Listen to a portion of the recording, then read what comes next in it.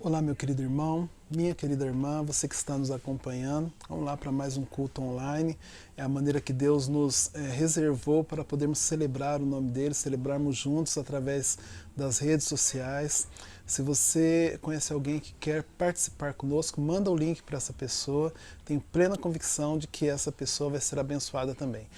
Quero que você já deixe separado aí no canto o seu pão e o seu cálice de suco de uva, para que a gente possa junto, no final deste culto, celebrar a ceia do Senhor e podermos viver um momento único dentro do corpo de Cristo, que é fazer parte do corpo e celebrarmos o sangue que foi vertido por nós. Hoje eu vou falar com vocês a respeito de amadurecimento em meio às crises. Eu acho um assunto muito bacana, porque eu creio que algumas pessoas em meio à crise, elas têm o poder, a capacidade, a versatilidade de amadurecerem, elas se encontram desafiadas e ela amadurece. Enquanto outras pessoas acabam recuando, se tornando pessoas amargas, e eu vou usar um termo meio pesado, mas a impressão de que dá é que essas pessoas acabam apodrecendo. Funciona mais ou menos da seguinte forma: algumas pessoas nascem, dão frutos, elas são calcadas, doutrinadas dentro de uma doutrina divina, dentro da palavra de Deus, e quando elas se veem em meio à dificuldade, essas pessoas usam aquilo que ela aprendeu para alçar a um degrau a mais e para serem amadurecidas na fé, enquanto outras acabam que se acuando, ficando com medo, com dificuldade e enxergando uma crise ao invés de enxergar o Deus que permitiu e o Deus que tem nos tratado nessa crise. Então fique comigo, fique conosco aqui, vamos estar orando uns pelos outros. Se você ainda não é inscrito no canal, eu pedi que você faça a sua inscrição logo após fazer a inscrição. Clica no sininho para ser notificado e no final do culto, se essa palavra, se esse momento foi edificante para a sua vida, você pega e dê um like. Nós vamos ouvir agora uns louvores gloriosos na presença de Deus. Quero que você não apenas ouça, mas que você cultue. Em seguida nós vamos estar celebrando a palavra do Senhor, celebrando a ceia do Senhor, em nome de Jesus. Fiquem comigo, um forte abraço.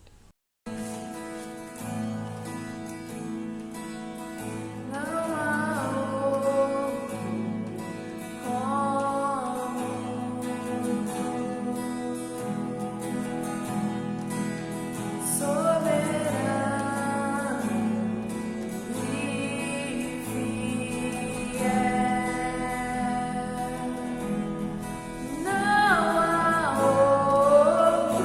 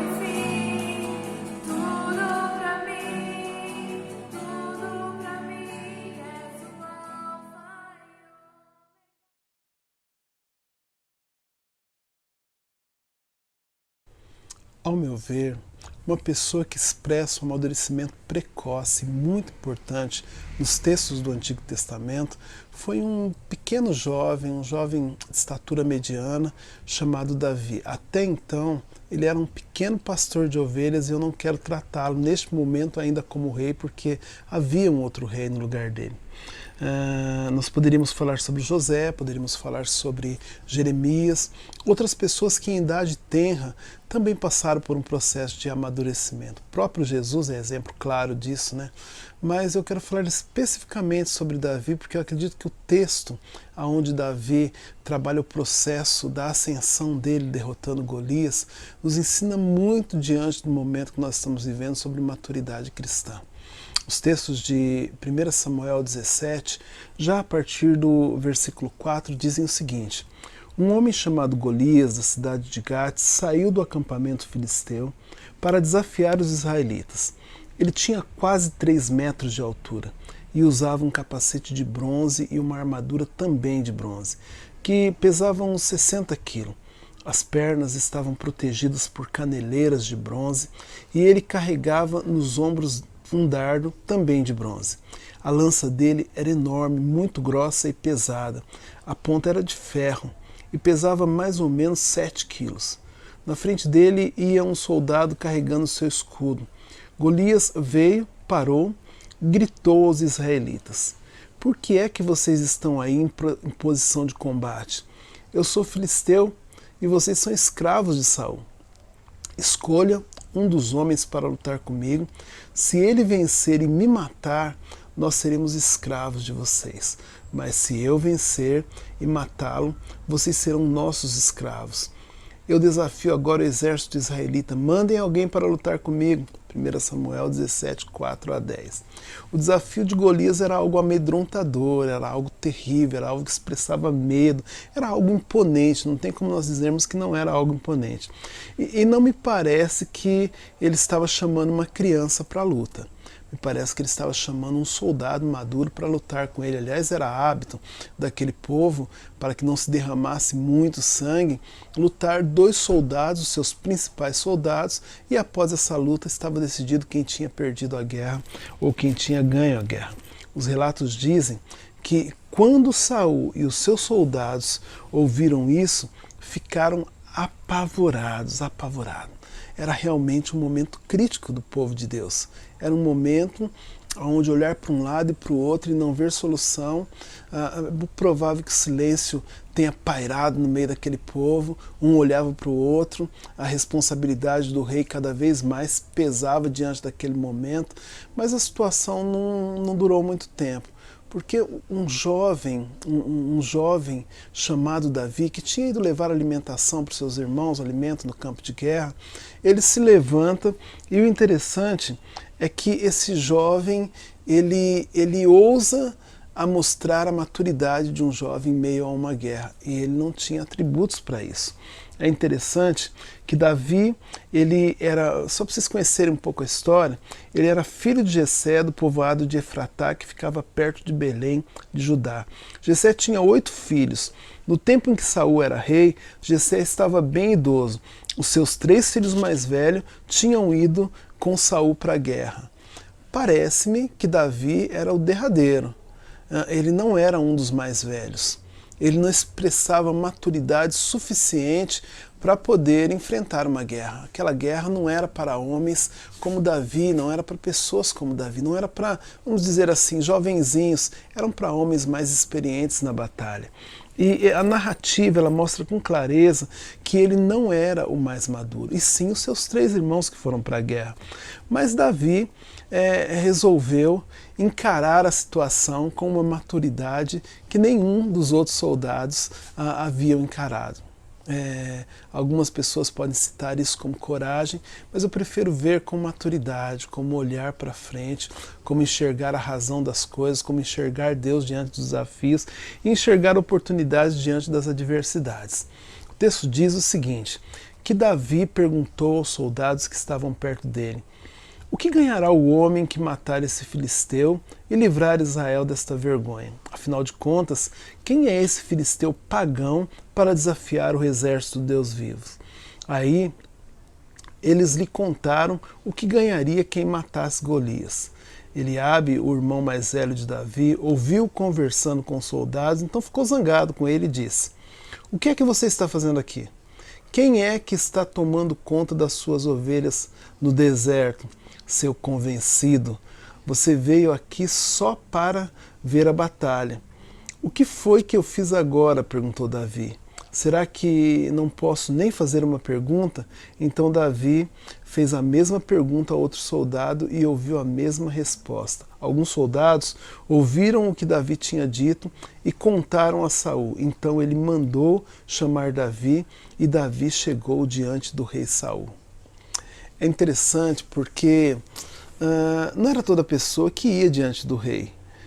Mas me parece que não era porque Davi também era o mais bonito da turma, é porque não tinha outra pessoa que resolveu encarar o desafio. E aí essa história, neste momento, em meio à crise, uma grande verdade é nos revelada. E essa verdade é que a maturidade, ela ajuda-nos a enfrentar o medo. Quando nós somos pessoas maduras, normalmente nós enfrentamos o medo com maior facilidade.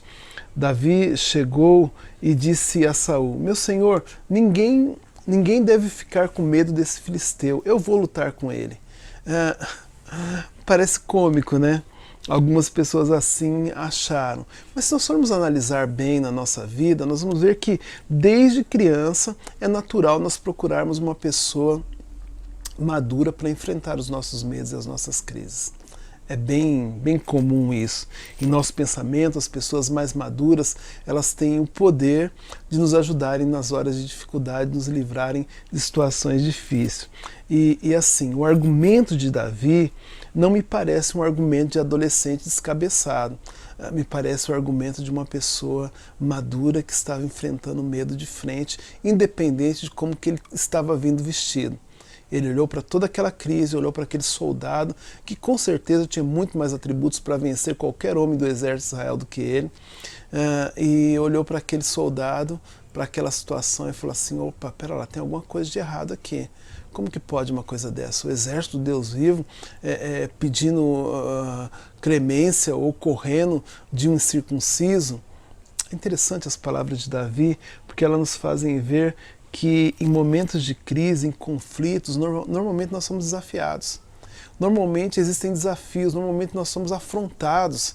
E aí nós escolhemos se nós enfrentamos, como Davi fez, ou nós escolhemos se nós tomamos uma atitude como os soldados fizeram. Se eu dissesse para você escolher qual que agiu com maior maturidade, é bem provável que você olhasse e falasse assim: opa, poxa, né? Não é que é verdade? Era o exército de Deus, Deus tinha um plano, então não tem por que eu não acreditar que esse homem mais maduro era Davi. O grande problema é que ele não era um homem ainda, ele era um rapazinho, um jovenzinho, um adolescente. E aí ele enfrenta aquela situação e mostra pra gente com muita clareza que a maturidade sempre vai nos ajudar a enfrentar o medo. Mas não é só isso. Não é só isso. Davi mostra também que a maturidade, pessoas que aceitam amadurecer durante a crise, normalmente essas pessoas enxergam possibilidades. Maturidade normalmente gera possibilidades. Isso para mim é muito claro. Você já parou para pensar que quando nós somos crianças, é normal nós vermos na pessoa mais adulta uma maior possibilidade, uma maior capacidade das coisas? Não precisamos ir muito longe. Quando nós olhamos para os nossos pais, nós somos criança, eles são os nossos heróis, até mesmo o irmão mais velho. Nós olhamos e quando nós temos a percepção de que alguém está nos amedrontando, nós dizemos, aqueles que têm dizem: olha, eu tenho um irmão mais velho, ou eu tenho um pai que é por mim, eu tenho uma pessoa mais madura, uma pessoa mais experiente, uma pessoa que ela detém o poder que você não detém. E aí acabamos tendo essa situação de que dentro da possibilidade, dentro da colocação do olhar crítico de uma criança, as pessoas mais maduras são pessoas que enxergam mais possibilidades. E foi exatamente isso que aconteceu com Davi. Davi entendeu que para ele poder enxergar possibilidades, ele deveria, em meio àquele momento, ser uma pessoa madura e pensar como uma pessoa madura. O texto diz, lá no versículo 34, o seguinte: meu Senhor, disse Davi, eu tomo conta das ovelhas do meu pai. Quando um leão ou um urso carrega uma ovelha, eu vou atrás dele, ataco e tomo a ovelha. Se o leão ou o urso me ataca, eu o agarro pelo pescoço e golpeio até matá-lo. Tenho matado leões e ursos e vou fazer o mesmo com esse filisteu pagão que desafiou os exércitos de Deus. É empolgante o discurso de Davi, porque parece o discurso de um menino sonhador. Parece uma coisa de fábula, de conto de fadas. Um garoto dizendo que catou um leão, catou um urso, que vai catar um gigante também e vai colocar debaixo dos pés dele. E talvez, eu não sei o que o rei Saul pensou no meio daquele momento todo. Ele não tinha muitas outras opções, né? Quem fosse, com certeza morreria. E aí ele olha para Davi e pensa assim: rapaz, e agora, né? Talvez ele pense: o que eu faço, né? Esse discurso desse menino parece mais um discurso suicida, mas não era. Era o discurso de alguém que encontrava, em meio à maturidade, possibilidades para vencer qualquer tipo de batalha. É provável que Davi já tivesse sido tratado em outras situações. É provável que ele enxergava a sua história e entendia que Deus havia preparado ele para momentos como esse. Deus, na realidade, havia criado ou preparado Davi, vamos dizer assim. Ele havia mostrado para Davi que dentro do pastoreio dele, ninguém tocava nas ovelhas dele, então ele estava ali para cuidar das ovelhas. E aquilo amadureceu aquele jovem de uma maneira que, quando ele chegou diante de um gigante e conhecedor daquilo que Deus queria para o povo dele, ele falou assim: olha, tem alguma coisa de errado no meio disso. Nós precisamos analisar e amadurecer as ideias. O povo de Israel não existiu para ser destruído. Então, se vocês não vão, eu vou. Eu vou e, olha, é inaceitável que uma crise afronte o povo de Deus. E aí nós vemos que o amadurecimento ele faz nos enxergar possibilidades diante de uma vida, mas não é só isso. Existem outras características que eu quero compartilhar contigo e eu acho muito importante, que é o fato do amadurecimento nos livrar da nossa crise de identidade. Da nossa crise de identidade. Nós acabamos de ver que ele estava diante de um rei, então, que é um menino diante do rei, aliás, diante de um exército e principalmente diante de um gigante. E quando o rei percebe que não tinha jeito, não tinha como pegar aquele menino, tirar ele da reta da batalha, aliás, não é que não tinha, alguém tinha que morrer. Alguém tinha que morrer. Então aquele menino estava ali se dispondo a morrer. De qualquer forma, eles talvez estivessem desacreditados. O próximo dia dele seria de escravidão e talvez por rei até de morte. E ninguém queria dar a vida como primeiro da fila. Então ele chega àquele rei e o rei faz uma proposta para ele. Proposta que, de certa forma, é até meio descabida aos olhos de Davi, mas muito cabida aos olhos do rei. E Saul diz o seguinte: pois bem, vá, e que o Senhor Deus esteja com você. Então deu a sua própria armadura para Davi usar, pôs um capacete de bronze na cabeça dele e lhe deu uma couraça para vestir. Davi prendeu a espada de Saul num cinto sobre a armadura e tentou andar, mas não conseguiu, porque não estava acostumado a usar essas coisas.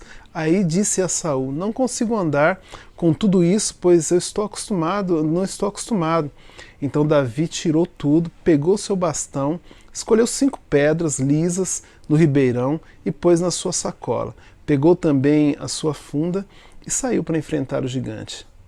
Nós vivemos uma geração que declaradamente tem problemas com identidade, né? Tem problemas com identidade. E isso acaba gerando problemas sérios na vida. E olha, pode parecer que não, mas a maioria dos problemas da geração que tem problema de identidade também é um problema de uma geração que tem problema em amadurecer.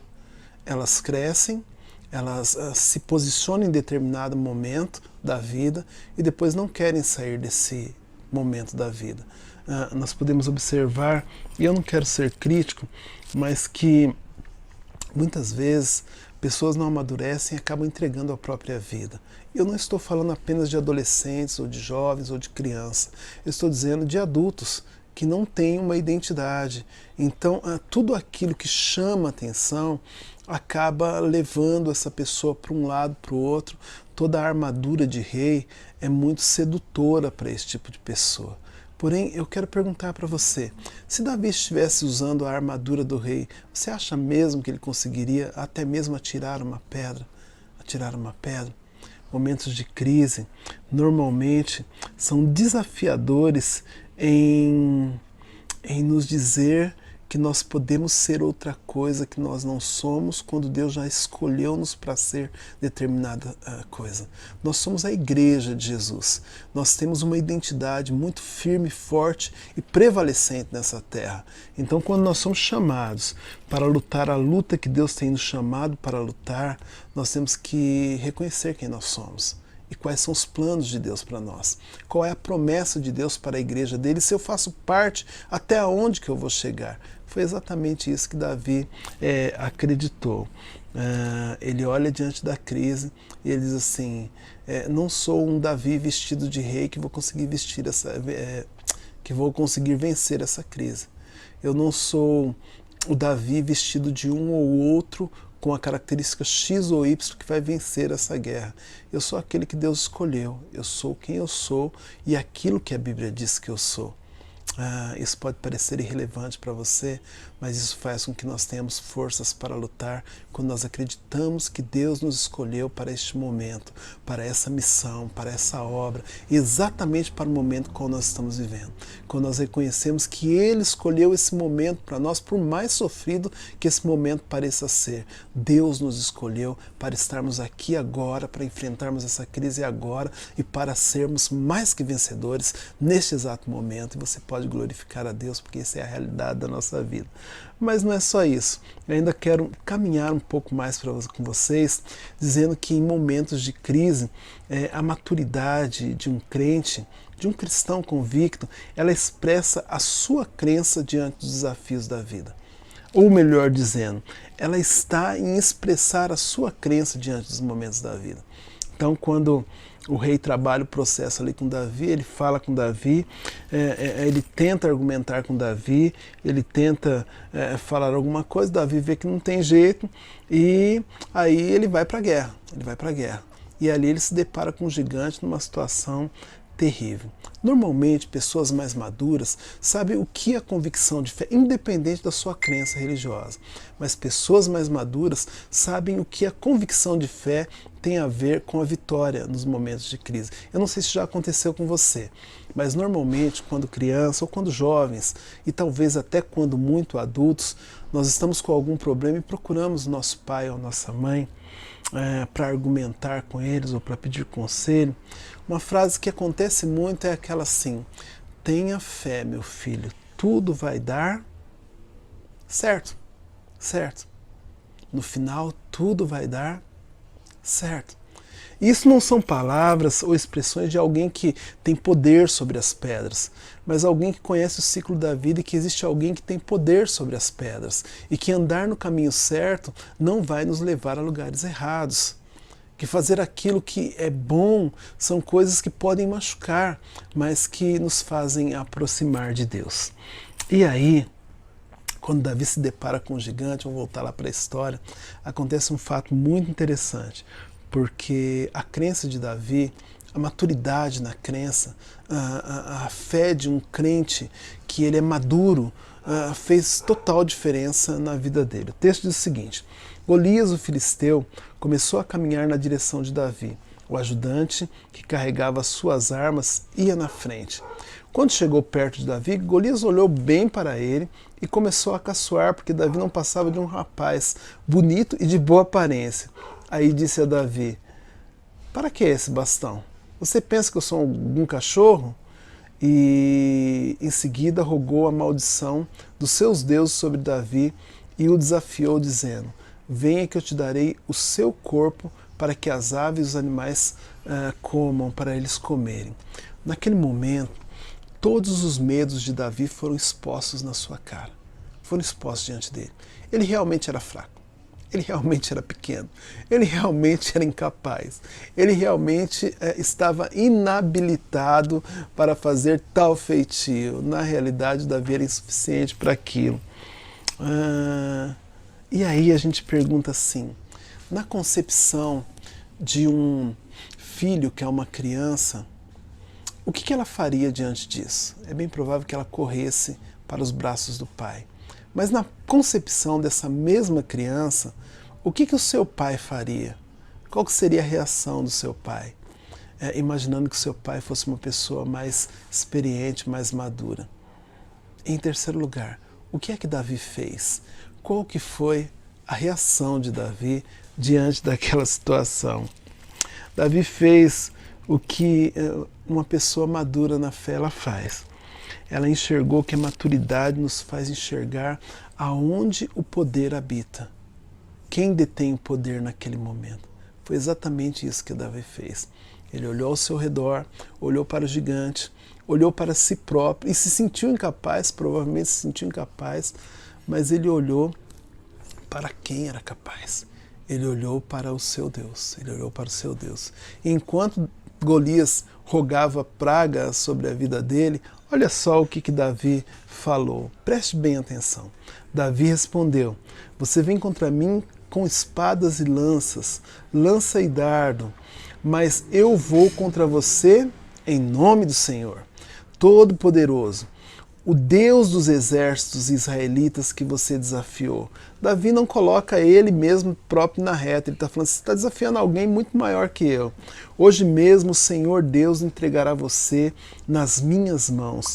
Eu o vencerei, cortarei a sua cabeça e darei os corpos dos soldados filisteus para as aves e os animais comerem. Então o mundo inteiro saberá que o povo de Israel tem um Deus. E todos aqui verão que ele não precisa de espada ou de lança para salvar o teu povo, seu povo. Ele é vitorioso na batalha e entregará todos vocês nas nossas mãos. De fato, Davi nocauteou Golias no primeiro round. Ele simplesmente tacou a primeira pedra e aquele gigante não levantou mais do chão nem para poder reclamar de onde tinha vindo aquela pedra, né? Pode parecer engraçado, mas ele correu atrás, foi lá, cortou a cabeça do gigante e fez o que uma pessoa adulta, um guerreiro adulto faria, ou pelo menos deveria ter feito. Ele foi lá e falou assim, olha, aqui está o troféu de que alguém que luta, vamos colocar aí, que luta no exército de Deus. Aqui está a cabeça daquele que desafia o rei, o Deus de Israel, né? Aquele que desafia o Deus Todo-Poderoso.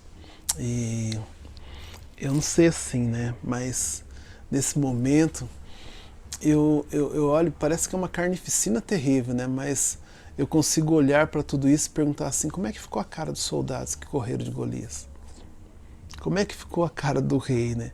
Acho que aquele povo estava de boca aberta e falando assim, como que esse menino derrotou um gigante? Como que esse menino derrotou e acabou com a nossa crise? Ele acabou com toda a crise, ele derrotou o gigante. É a mesma coisa, só para você ter uma noção bem clara do que eu estou falando. Nós estamos passando por um momento de crise. Se surgisse um rapazinho bem pequenininho, franzininho, bonitinho, e falasse, vocês estão com medo do quê? Vocês não são o exército do Deus vivo? Então nós vamos orar, porque o Deus que nós servimos é o Deus que nos honra, é o Deus que trata a nossa vida, e eu não quero ser minimalista diante da situação que está passando. Mas o que aconteceria de depois da crise acabada, nós olhássemos para aquele menino que usaria, vamos colocar um troféuzinho do coronavírus pendurado na sua mão, se é que isso é possível, não é possível, mas ele olhasse e dissesse assim, olha, o povo que Deus escolheu ainda é um povo vitorioso.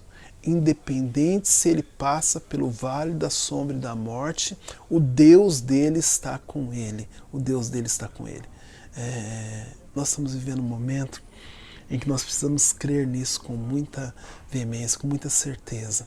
O nosso Deus está conosco. Por mais que as situações digam o contrário, é possível sim nós derrubarmos os gigantes e agirmos com maturidade diante do momento pelo que nós estamos vivendo. Maturidade que talvez tenha faltado em alguns momentos da vida de rei de Davi, mas não faltou no momento que ele pastoreava ovelhas e que ele sabia que ele não era suficiente para aquele momento, mas que o Deus dele estava no controle de tudo aquilo. E talvez você também esteja se sentindo em situações de dificuldade, talvez você esteja abatido com tudo que aconteceu no decorrer dessa semana, com as situações pelas quais você tem passado. Nós sabemos que não está fácil, mas é importante você acreditar que há um Deus entre o seu povo, que há um Deus que ele trata o seu povo de maneira bem diferente, que há um Deus que está junto com o seu povo e que nele nós somos muito mais do que vencedor. E aí nós olhamos para o momento de crise e nós vemos nessa crise um momento ou um tempo ou uma oportunidade de nos tornarmos pessoas mais maduras, de nos tornarmos pessoas mais generosas, de nos tornarmos pessoas que não apenas ostentam a fé, mas que realmente creem em Deus, de nos tornarmos pessoas que aprenderam a estender os braços, de nos tornarmos pessoas que derrotam um gigante por dia, e se vir dois nós também derrotamos, porque nós temos um Deus vivo que está conosco o tempo todo. E nós vamos para uma semana de desafio. Eu quero falar com você rapidamente sobre algo muito interessante do qual nós devemos lembrar durante todo o tempo da nossa vida. Certa vez, um homem percebeu a nossa situação, aliás, Deus percebeu a nossa situação, e ele percebeu que nós não conseguiríamos sozinhos passar pelas crises da vida. E ele enviou Jesus para nos salvar. João 3,16 diz que ele nos amou de uma maneira tão profunda, tão sutil, de uma maneira tão especial, que ele enviou o Filho dele, o único Filho dele, para que aquele que cresce nele não perecesse, mas tivesse a vida eterna. Esse Jesus que nós cremos, esse Cristo revelado entre nós, ele veio ao mundo, ele viveu, ele morreu, mas ele também ressuscitou e amanhã nós comemoramos a Páscoa. Hoje nós comemoramos a Páscoa cristã de um Jesus que não ficou preso entre as mortes, que não ficou preso entre as cadeias da morte, mas que ressuscitou. E ao ressuscitar nos mostrou que é possível sim nós vencermos o gigante das nossas vidas. Se o seu medo neste momento é a morte, Jesus é a solução para isso. Se o medo teu é a doença, Jesus é a solução para isso. Se o teu medo talvez seja a solidão, Jesus é a solução para isso. Ele é a solução para isso. Ele veio para nos tornarmos pessoas não apenas vitoriosas, mas mais que vitoriosas. Não apenas para destruir um gigante que está por vir, mas aquele gigante que incomoda a nossa vida neste momento. E quando esse Jesus ele partiu, ele disse para que nós crescêssemos nele, para que nós lembrássemos nele. Hoje nós vamos celebrar a ceia do Senhor logo após a pregação da mensagem, mas ele disse para que nós crescêssemos nele, para que olhássemos para ele e visse nele a solução. E eu quero desafiar você a fazer isso, em nome de Jesus. Vamos orar um pouquinho? Querido Deus, nós agradecemos a Ti. Nós louvamos o Teu santo nome e nós aceitamos o desafio de viver para Ti, ó Pai. Nós celebramos a Sua ceia e nós cremos que o Senhor é poderoso o suficiente para nos fazer vencer gigantes e vencer lutas que nos afrontam. Ficam conosco, ó Pai. Em nome de Jesus nós agradecemos. Amém. Deus te abençoe em nome de Jesus.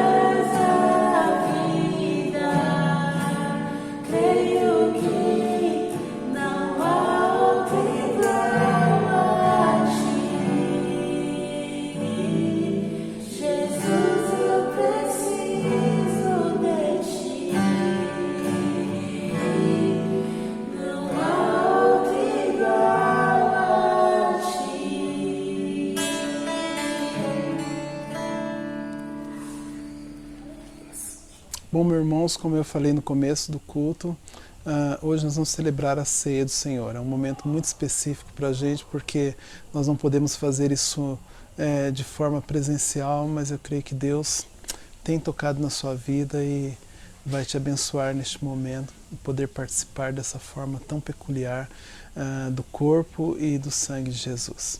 Eu quero compartilhar com vocês do pão, quero orar a respeito do pão, quero orar a respeito do vinho, que significa o corpo e o sangue de Jesus. Em seguida nós vamos celebrar a ceia do Senhor. Amém? Oremos. Querido Deus, nós te louvamos neste momento, ó Pai, e cremos que estamos celebrando a Tua ceia. Estamos comendo daquele que nós cremos ser verdadeiramente o Seu corpo que é partido por nós. Em nome de Jesus. Da mesma maneira, Pai, nós celebramos o vinho e nós cremos que verdadeiramente é o Teu sangue que foi vertido na cruz do Calvário por nós. Ó Deus, consagramos esses elementos no nome de Jesus e pedimos que o Senhor venha consagrar aqueles que estão na mão de cada um dos nossos irmãos neste momento em sua casa para a Tua honra e glória. Aleluia. Texto de 1 Coríntios 11, versículo 23, diz o seguinte: porque eu recebi do Senhor o que também vos ensinei, que o Senhor Jesus, na noite em que foi traído, tomou o pão e, tendo dado graças, o partiu e disse: tomai, comei, isso é o meu corpo que é partido por vós. Fazei isso em memória de mim. Eu quero que você pegue neste momento o pão que você já separou aí e celebre juntamente comigo.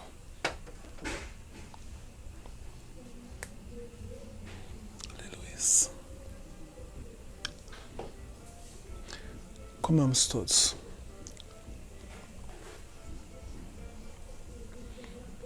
Queridos Deus, nós louvamos a Ti por podermos fazer parte, ó Pai, desse momento, onde nós podemos celebrar o Teu corpo em nome de Jesus.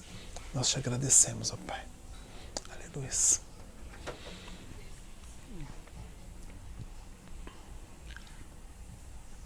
Semelhantemente também, depois de cear, tomou o cálice, dizendo: esse cálice é um novo testamento no meu sangue. Fazei isso todas as vezes que beberdes em memória de mim. Porque todas as vezes que beberdes em memória de mim e comerdes este pão, anunciais a morte do Senhor até que venha. Pegue o cálice na sua mão. Bebamos todos.